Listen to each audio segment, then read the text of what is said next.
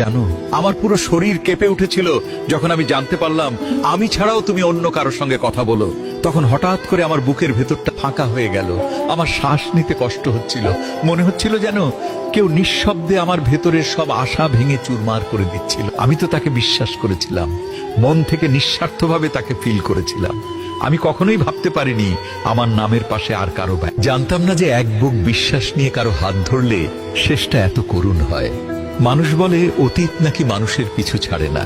নামও চলতে পারেছে, সে হয়তো কথায় কথায় হেসেছে, অন্য কারোর সঙ্গে সময় কাটিয়েছে, আর আমি এখানে বসে তার একটা মেসেজের অপেক্ষায় দিন পার করেছি। সবচেয়ে বেশি কষ্ট দেয় এইটা না যে সে অন্য কারোর সাথে কথা বলেছে, বরং এটা আমাকে কষ্ট দেয় সে আমাকে কিছুই না জানিয়ে আমার বিশ্বাসের ভেতরেই সে নীরবে অন্য একটা দরজা খুলে রেখেছিল। সেদিন বুঝতে পেরেছি কেউ পাশে থাকলেই সে আপন হয় না।